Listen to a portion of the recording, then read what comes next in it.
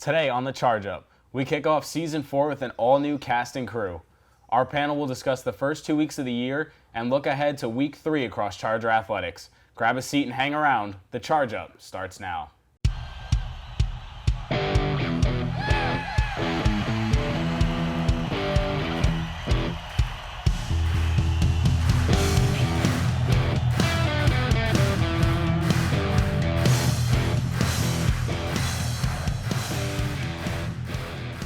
Hello and welcome into Season 4 of The Charge Up. I'm Ethan Cardona, and with me today is Zach Pinsence and Cameron Haley. What's going on, guys? Nothing much today. It's a beautiful day outside, but nothing's really going on for me. Just hanging out, ready to start talking about some Charger sports. Sounds good. Oh, yeah. Let's get it rolling.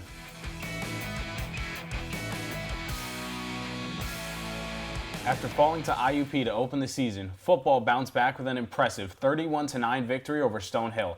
Guys, what are your impressions of the team 2 weeks in? After bouncing back, I honestly think the team should feel pretty confident. This last win against Stonehill was really impressive on their offense and on their defensive side, and I think with the home game coming up on Saturday, they should feel really confident in what they can do. Yeah, I mean, they've looked pretty good so far. They started off slow offensively there against IUP. They only had 13 points, only the one touchdown to Brett Huber. But they should feel really confident with the defense so far. They only gave up 24 points to IUP, and IUP had great field position that whole entire game. They were starting around the 50-yard line, the 40-yard line. And then against Stonehill, they only gave up 9 points, and all that was really special teams. There was the muff punt and then the one safety. So defenses look fantastic. They had a bunch of turnovers here this last week, and I think they should really look to ride that defense here going against AIC. Yeah, I think the problem starting off was you were running a two-quarterback system. You know, you're replacing Ajay Patterson, who played 6 seasons as the starting quarterback of this team. And now you kind of still have to figure out with so many quarterbacks on the roster. You have transfers coming in, freshmen coming in, returning players. And I think the quarterback situation is starting to get figured out, and the rest of the offense is following through, which transitions into the defensive game as well. I think some of the best players they had this past week, they're not even seniors. They're stepping up. Mm-hmm. We got a sophomore, Shamar Logan, running back, who ran 157 yards and 2 touchdowns. It's something to look forward to because he's going to be on the team for a few more years. You have to build off of that. They also had a defensive player, Sean Tafe, who got 2 interceptions on the day, and it was really strong performance on defense. Mm-hmm. They have things to look forward to, and I think that's what they should build off of.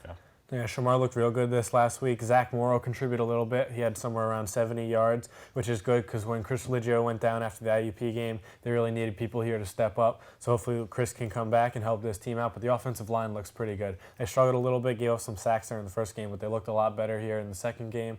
And just with that whole quarterback thing, switching back and forth, they have started to slowly figure it out. The option with Lupoli's looked a little better. Nick looked like he was throwing it pretty decent. Lupoli did complete 4 of his 5 passes there this last game. So it'll be interesting to see what they keep doing here, but I think they'll be really good going forward. Yeah. Well, let's hope they can keep it going. The Chargers will hit the field at Dellacamera Stadium for the home opener this Saturday when they host American International at 1 p.m.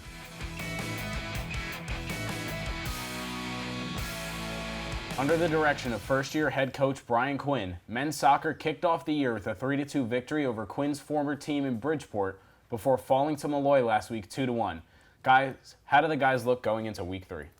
They look pretty good so far. Obviously, they've only played 2 games here so far, so it's kind of hard to truly tell. They've had 9 days off here before they play here against Nyack, but they've looked good. The win against Bridgeport was a big one. They won 3-2. Bridgeport's a real good team. They looked real good in that play. They played good defense. My biggest thing is just the goalies. They had Stefano LaRusso for game 1, but then they went with Justin Danzero for game 2. So I don't know if he got hurt or if something happened, so it'll be interesting what they do here in game 3. Mm-hmm. Yeah, definitely. I think the problem we're seeing is, one, you're transitioning into a new coach, but now you also have at least 8 freshmen and transfers that are coming in, trying to mold into Quinn's new system because it's different than what Don Hathorn had the last 4 years. There's going to be a lot of differences. Brian's more of an old school coach, and I think it's really it starts out of the back. It starts with the goalies playing well, which they have been. It's not very high-scoring games like we saw last year, but we need to see really spreading the wealth and spreading out the offense because the defense is not bad. It's really just going in and getting goal-scoring opportunities, which they did do against Malloy. They had, I think, almost 30 shots. The first half, they had at least 14. 4 of them went off the right post. So they were getting chances the entire game, and it was just, it's almost luck at this point that it's just not falling for them. They had so many chances at goal, and Malloy was outshot like 30-6, but came out winning that game. So it's really just a matter of you keep taking shots, and eventually one's going to go in. And I think, honestly, it's a new team, new head coach. They had 9 days to build off of this, and I think at the end of the day, you're going to go into this game maybe more refreshed than you were with the other games, and just take the positives that you have and bring it into those next games. I think it's a lot of rebuilding on this team, so they're going to have to just work off of that. So, do you think the rest helps, that they had so many days off, or do you think it'll hurt them that they played 2 quick games and now they're back after 9 days off? Like, how does that affect them? I mean, I feel like if you have the positives to work off of, it can be a positive. But at the same time, you don't want these new guys to feel like a little pressured under this 1-1 situation. They have to build off of it. They have to win. You don't want them to feel pressured under that new coach and everything. You don't know the mentality that they're going to bring into this next game.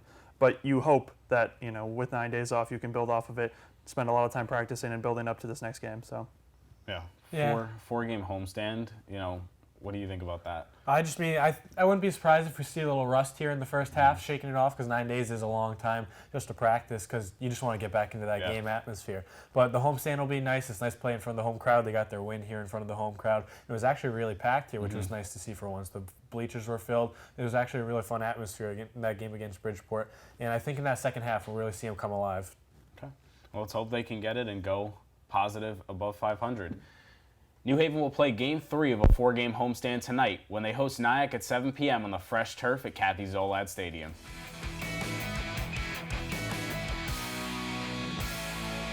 After losing all 4 matches at the Ferris State Invitational to open the year, volleyball bounced back with a pair of straight-set victories at home over the weekend, the first 2 wins with Krista Cooper at the helm. How can the Chargers keep the streak alive tonight?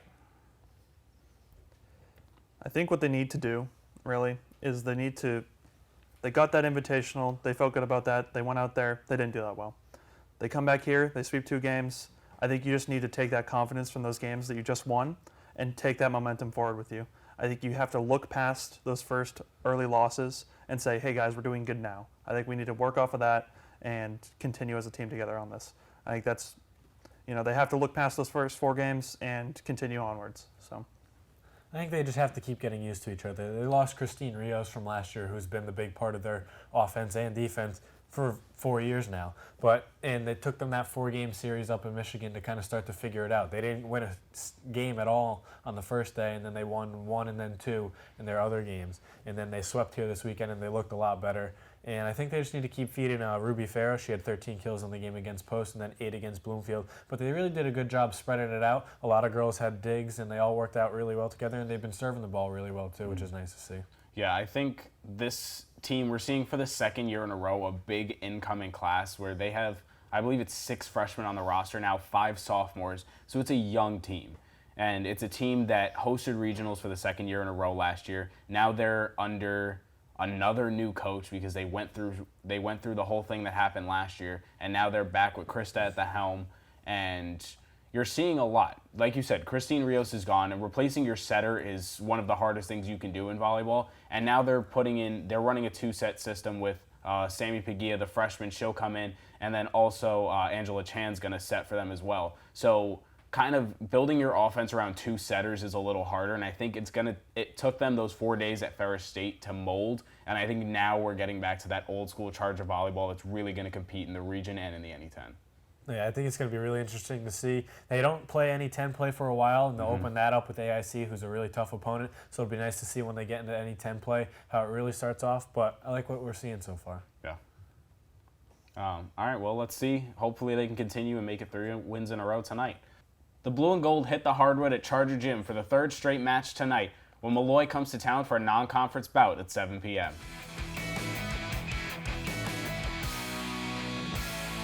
Women's soccer earned their first win of the year September 5th with a 5-1 blowout victory over Bloomfield, but currently hold a 1-2-1 record on the year. What do you guys see as the points of improvement for the team? Honestly, I think they just need to keep doing what they're doing. I think they need to step up the offensive game a little bit. I know they had the blowout with 5 goals against Bloomfield, but they were not luck, but they were getting everything to fall that game for them. So they really need to keep attacking and to keep driving. Their goalie, Paige Davis, saved almost 30 shots against Stonehill. That can't happen, so they got to tighten up the defense a little bit. But she did fantastic. She won NE10 goalie of the week because they only lost that game to Stonehill 1-0. But I think offensively they need to improve and defensively a little bit. But I think they need to keep doing what they're doing because their games have been close and they've been right there. Yeah. I think, when you rely on the defense that much, obviously you might come to these situations where you're not scoring enough. And, their defense is doing great. Goalkeeper's doing awesome. But, you might need to mold that offense a little bit to, get some more success out there. So I think working the offense more, defense is doing well, but, improve that as well, and we'll see what they do. Yeah. I think the recurring theme on this show has always been us talking about defense wins championships. But the problem with that is offense wins games and defense wins championships, and the offense is not showing up on this team. Paige Davis won Goalkeeper of the Week because she's literally saving this team from blowout after blowout after blowout. And, watching that game from the press box this weekend, they're only playing 2/3 of the field. They're not stretching the ball to the far side of the field ever, and that's what's killing them because they send one player to the outside, and then there's no one over there to cross it in to do anything. So when you're playing, you're narrowing yourself to 2/3 of the field. The defense is going to narrow themselves to 2/3 of the field, and it's a much smaller area for you to try and score and get forward on the field on. And then as soon as you lose the ball, now there's a whole third of the field that the offense can get out and nobody's there to cover. And that's the problem right now is the offense is not stepping up. And if that doesn't happen, they're not going to win games. And it's going to be just like it was last season where they went winless in the NE10. For sure. I think they need to do some more of what they did with Bloomfield where they got Samantha off the ball. She had 2 goals and an assist. And then Jenna Peduzzi also had 2 goals. And they're the focal points for that offense. Mm-hmm. They're going to score. They're going to make the plays. They just have to make sure that they keep giving it to them because at the end of the day, your playmakers are the ones that can help you win the game. Yeah, and it's another team, just like men's soccer. They have 8 new players coming in. We'll give them the time to rebuild, but at the same time, they didn't really do much last year. So how much is rebuilding an excuse, and how much is it just they're not stepping up when the time comes? So they really need to just get on track, figure out the offense, because once you figure out one part of your game, the rest will follow through. And we've seen that with every team on this campus. Yeah, if you make your offense stronger, your defense is going to be stronger too. You have to be able to spread out the field, and you have to be able to work that other team's defense as well. If they're not doing that, then they're keeping the other team's defense strong, and they're not going to be able to score up on these games. And they need to, improve that, but we'll see what they can do. Yeah. Well, let's hope they bounce back. The Chargers will return to the field Saturday when they travel to Bentley for a 3:30 meeting with the Falcons, seeking their first conference win of the year. Field hockey started off conference play with a 2-1 win over Mercy. However, it was the only game in which the Chargers have not been shut out this season. Guys, what's going wrong for the Chargers and how can they look to turn it around?